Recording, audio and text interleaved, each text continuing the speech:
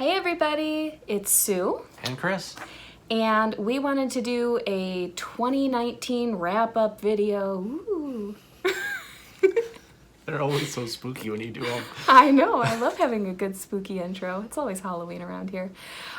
So we just wanted to do kind of a 12-month wrap-up and a little bit of an intro into what we're going to be doing in 2020. And we're going to plan for the year. That was terrible. I might not do that part. Or I might leave it in. Who cares? It's 2019. This is all in the past by the time you've watched this.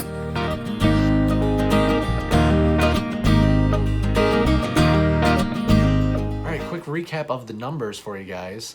Starting this year, January 2019, we went into the year at $81,418 total dollars of debt. I dislike and unsubscribe from that. Yeah, it was pretty bad to start. But it's gotten significantly better. Ending this year, going into 2020, we are starting with a new grand total of $59,395. We've broken the $60,000 mark, and that feels so good. For real. The difference between those 2 years is $22,023. And that's really amazing for us because when we started 2019, our big goal was that we wanted to pay down $20,000 or more, and we've absolutely done it. Woo! Apparently I'm the louder celebrator. But Absolutely. all right, so there are a few things that we managed to pay in full this year. So very early in the year, we had a Bank of America credit card and we did transfer the balance so that it would stay interest-free. So that became the Amazon credit card, and that was paid off in February of 2019, which is like 100 years ago. Which humorously leads me into the next credit card. We had a Citibank credit card that we paid off in May of 2019, and even though that was the more recent credit card to pay, we forgot it existed when we were making this video. We're like, what is this Citibank thing? And it was like, oh yeah, there's another credit card. Yeah, that's my credit card we don't use. Yeah, so we actually ended up logging into the account to make sure it's still active, and apparently it is, so that's cool. No hit to the credit rating. Yeah, it's a good thing too because that's my biggest available credit. If we lose that, that's going to hurt a lot on the credit score. Yeah, so, but that's kind of still great that we paid it off and haven't used it in so long we forgot it existed. That's kind of the best. Then this leads into my favorite thing we paid off, which was your smaller Navient, which had an outrageous interest rate, and we just kept chipping away at it, and finally I was like, I just want it gone! So our Christmas present to ourselves was that we paid it off earlier than expected. Yeah, we beat that one by a whole month ahead of schedule, which felt great, and it's gone out of our lives forever. Which also, somewhere, the end card thing, or not end card, in video card will be the link to that. So go ahead and go watch that. It's a really short one, but you should watch it. So basically what got us started on our journey back 2018 when we did our big meeting in August was Dave Ramsey. He was kind of the inspiration for me especially, and then I talked Sue into it really quickly thereafter to really just get this all put behind us. And we've taken the Dave Ramsey approach very seriously to start. As we went, it changed significantly over time for us too, though. I'm more numbers driven than I am anything else. So when I started doing the math and realizing how much money it could save us to do some of the interest accounts before the low balance accounts, that's changed our order of operations several different times. We've changed almost literally every month. Yeah, every month when we have our whiteboard meeting and we change our totals on everything, we rediscuss, are we doing the student loans next? Are we doing a credit card next? Are we doing the furniture store next? What's getting done? What can we get taken care of? Or are we just going to work the plan a little bit more? The most important thing is really that we just stick to it, because no matter how we do it, if we keep putting the same amount of money forward, it's going to get paid off roughly in the same amount of time from all the math we've done. The Unbury Us website is a big one for that. We'll put a link in the description. And somewhere up there again. Somewhere up there too, I guess. That one has really just shown us that if we keep paying what we're paying, we're going to get it paid off in the same amount of time. It's just a matter of how much interest are we going to save in the long run, and it's well over $1,000 if we do it with the avalanche method for interest first versus the balance first method. timeline-wise, Yeah. it doesn't make any difference at all. And even still, we've also stepped away from doing the high interest ones a couple of times too. When something else that is a low amount gets really close to being paid off, we sort of skip back to doing that and then come back to the high interest as well. So like, he's not kidding when he says every single month we've changed which order things get paid, but it's getting paid. It is getting paid, and it's kind of the way that we just do things. We talk about it till it's just completely beaten to death, and then we make our decision, and then we do it. So we had a few unexpected larger things that came up in 2019, which were things that we didn't really budget for, sort of, and that we just had to roll with the punches on. And one of the first things was that you had a medical bill that, like, this was a no ifs, ands, or buts kind of thing, and it was about $1,300, which is a sizable chunk of change. But as you said, it's nice to not hear that amount and go, oh my God, how do we pay that? It was, well, less debt payoff for the month, but it's taken care of. I don't even think we put it on a credit card or anything. I think we just paid it. cash out of the account and that was done. So that was awesome. And if I may, the one thing that I definitely would say about Dave Ramsey is that when you finally start to get, an emergency fund in place and you start working your plan, and you've got it working for you instead of against you, those kinds of things don't feel like an emergency anymore. They just feel like an inconvenience. And the perfect example of that is I actually couldn't tell you within maybe $100 how much that cost exactly. I have no idea. Yeah, without looking it up. 1,300's the guess, but I don't quite remember because it came in and it's like 3 different bills or whatever. But like, it was nice. We didn't even have to dip into the emergency fund. Like, that's really a testament to how great this is. Yeah, we were able to just cash flow those payments, get it knocked out, get it out of our lives, and it was just a small, splash in the bucket. Really, it sucked, but it didn't put us anywhere behind schedule. The next thing, which was where I shook my hand when I said we didn't budget for it kind of thing, we got married this year. Absolutely did. And that was fantastic, and he had asked me in January, so of course we could not plan in 2018 to get married in 2019 because we didn't know it was happening. So we got married, and we also went on our honeymoon, and we didn't do any like crazy lavish cruises or anything like that, but our ceremony was our parents, our officiant, our photographer, who was a friend of mine who did it. She technically said she did it for free, but we did tip her for that. So our whole wedding was under $200, and that was still with rings, and I had a dress and everything else. And then our honeymoon, we just went away for pretty much an extended week kind of thing. And again, it wasn't anything crazy. So unexpected, but super duper worth it. All right, and then the last thing, you guys have seen that furniture line of credit or whatever we're calling it on the whiteboard pop up. And the big secret there is that we genuinely had to get a new bed. This was non-negotiable. The bed that I bought when I first moved into this apartment just for me was too small for the two of us. The springs were kind of broken, and if you laid on the bed, you actually ended up rolling into the divot that was in the middle.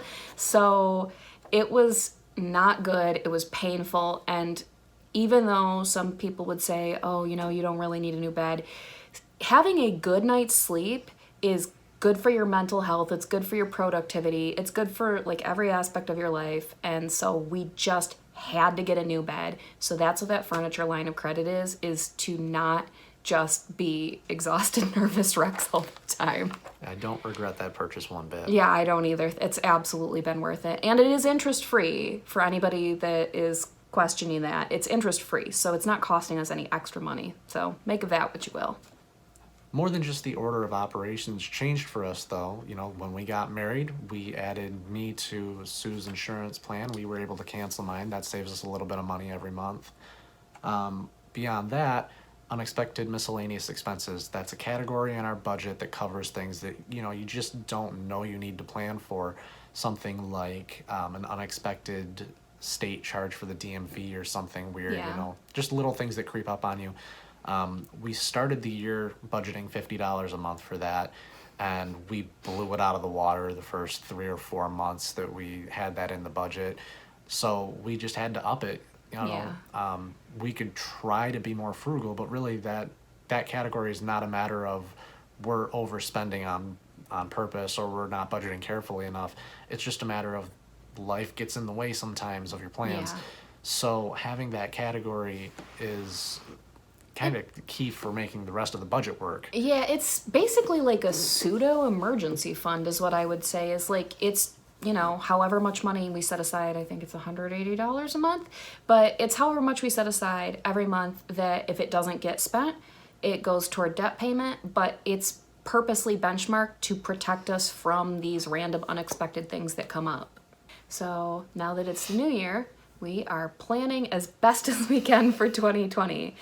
And one of the things that I asked for quite a while ago, before we even had our wedding this year, is because our family and friends overall weren't able to come to our wedding because we had to cut costs so much, is that I want to have a reception/anniversary kind of celebration. But because it's not a traditional wedding, and even if it was a traditional wedding, I'm not going to be dropping $30,000. So for hopefully under $500, we are going to have a wedding reception party for roughly 40 people. And I will probably be making videos as I plan for that, so subscribe. The other thing, which kind of probably fed into raising our unexpected miscellaneous expenses, is we have a very strange birthday situation between our families, and literally more than 2/3, maybe even almost 3/4 of everybody's birthdays fall June, July, and August. And the vast majority are June, July. And we tried to plan for that, and we didn't plan very well last year. So we are just going to assume that those months are going to be a little bit pricier for us, and we'll either get gifts ahead of time or plan for more expense during those months. But summer's going to cost a little bit more, and we're just going to have to accept that. Also coming this year, 2020 for us, we're going to splurge a little bit more than we did in the last couple of years. The big one for us this year is we would like to take an actual vacation. We did do a little honeymoon last year. There's a story with that. It wasn't quite what we thought it was going to be. Yeah. It was great, but it kind of sucked. Yeah, we had a great time together, but we went to a place that we thought there was more to do, and it turns out there's nothing at all to do there. Yeah. So this year it's going to be a recreational vacation. We're just going to go and we're going to have a great time. The big event is Cleetus Cars in Bradenton, Florida. We're going to try to make it there in November. It's going to be an absolute great time, and I'm looking forward to it so much. He's never been to Florida, and I'm so excited because I love Florida so much. I used to go all the time as a kid, and I miss it. The next big thing that we are going to talk about is the order of operations. Order of operations is everything. For us, it's changed so many times. This year, it's going to be pretty hard and fast. This is just how it's going to have to go. First thing we're going to do is pay off the furniture store line of credit, the bed. Right now, it's $2,400. Yep. It's just low-hanging fruit. We're going to knock it out, get it done. Even though there's no interest on it, it frees up $100 a month. It's one less payment that we have to remember every month, and we can just knock it out so fast, we won't even feel it. So we're going to get that taken care of. The next thing on the list is going to take us into 2021. Yeah. That's my big Navient student loan. It's gonna suck. It's a lot of money, but it's the highest interest rate. It's the vast majority of where the interest is hitting us from every single month. It's almost 50% of our remaining balance on everything. It just has to go away. So that's the plan for this year is furniture store line of credit, knock it out, be done with it in January. And then the Navient student loan, we're going to do as much damage to that as we can by the end of this year, and then we'll have it paid off in the first couple of months of the following year, 2021. Yeah, I think one of the big reasons, too, to explain also a little bit of why that's the order of operations is obviously because it's such a large loan and it's got such a high interest rate, it costs us a lot more money But this kind of goes back to one of those Dave Ramsey type things where he talks about different types of savers and spenders and how, like, he's like, oh, small emergency fund, no big deal. And his wife wanted, like, an emergency fund for the emergency fund for the emergency fund. That's kind of my big thing, is this is such a massive, massive payment that it kind of makes me feel insecure. And having that gone, everything else, even if it totals up to the same amount, there's ways to work around making sure all of that gets paid. But this loan is a real killer, and it weighs on both of our minds. So it's just got to be gone. I'm freaking done with it. If you saw the last video we put up, should be our whiteboard video for December. The total that we paid for the month was $1,200. 580 of that is the Navient student loan. It's almost half. It just has to go away. So we're pretty sure that covers everything for 2019. We're kind of glad that it's over, if we're really honest about it. It's a grind. It's grueling. It's taxing and tiring. But we're making awesome progress, and it feels so good to see those numbers come down. It feels so good to know that some of the debts that we've paid off so long ago, we really just forgot about them. Which is also a little bit, I don't want to say sad, but like, you don't feel like you've done as much when you've forgotten what you've done. Yeah, and remembering that one credit card was $4,000 that we had paid off, more than $4,000, was like, oh wow, we really did make a lot more progress. I'm having a better day now that we actually remember that. But yeah, so in typical outro fashion, please subscribe, because we're going to have a really awesome 2020 and probably won't forget what debts we pay off this year. And leave a like. It helps the channel. It helps promote our videos. And of course, there is always the opportunity to leave a comment. Do we have a comment we want them to leave for us now? What are your big goals for 2020? Do you have a big debt that you're paying off? Are you focusing more on retirement? Are you focusing more on investing? Home renovations? What are you doing? Getting married. Getting married is a big one. What are you doing? We want to know. Let us know down below. All right, and I think that's it. So we'll see you guys in the next video. Bye.